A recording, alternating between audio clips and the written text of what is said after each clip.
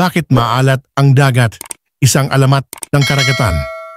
Noong unang panahon, bago pa man sumilang ang mga kaharian at bayan sa mga pulo ng perlas ng silanganan, ang mundo ay binabalot ng malalawak na kagubatan at malinaw na mga lawa. Sa gitna ng pinakamalaking lawa, naninirahan ang isang makapangyarihang diwata na nagngangalang Diwata Salinas. Si Diwata Salinas ang tagapangalaga ng tubig tabang sa buong daigdig. Ang kanyang tungkulin ay panatilihing malinis, mabango at matamis ang lahat ng tubig. Isang araw, sa pamamagitan ng kanyang kapangyarihan, lumikha siya ng isang mahiwagang gilingang bato.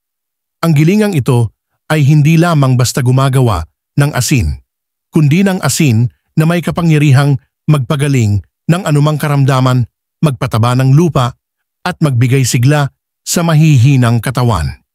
Bago tayo magpatuloy sa ating kwento, kung mahilig kayo sa mga kagaya nitong kwento, maaari bang paki-subscribe ang ating channel at huwag kalimutang i-like ang ating video.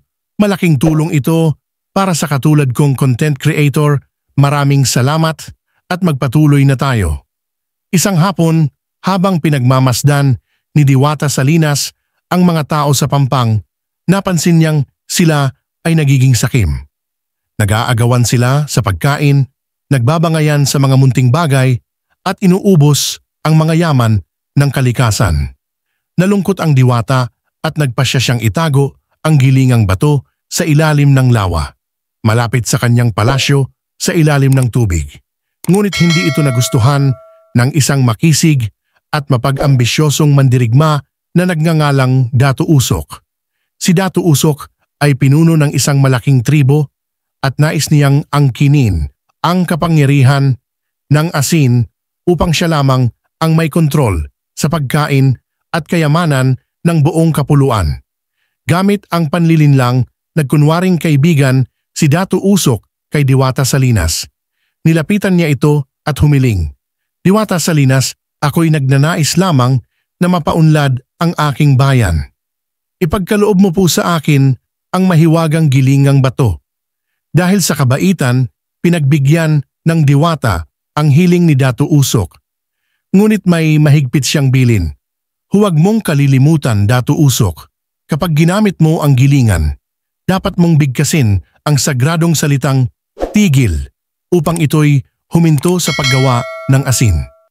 Sa una, ginamit ng tama ni Dato Usok ang gilingang bato. Yumabong ang kanyang tribo. Walang nagugutom. Lahat ay may asin para sa pagkain, pag-aani at gamot.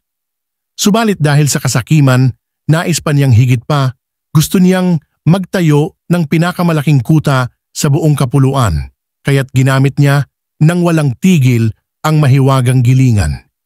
Isang gabi ng malakas na bagyo, naglayag si Dato Usok patungo sa dagat sakay ng isang dambuhalang bangka, dala ang gilingang bato. Plano niyang dalhin ito sa isang lihim na isla upang doon niya pagyamanin ang sarili. Ngunit sa kalagitnaan ng laot, kinabahan siya sa lakas ng hangin at alon. Pinasimulan niyang paandarin muli ang gilingang bato upang maglabas ng maraming asin.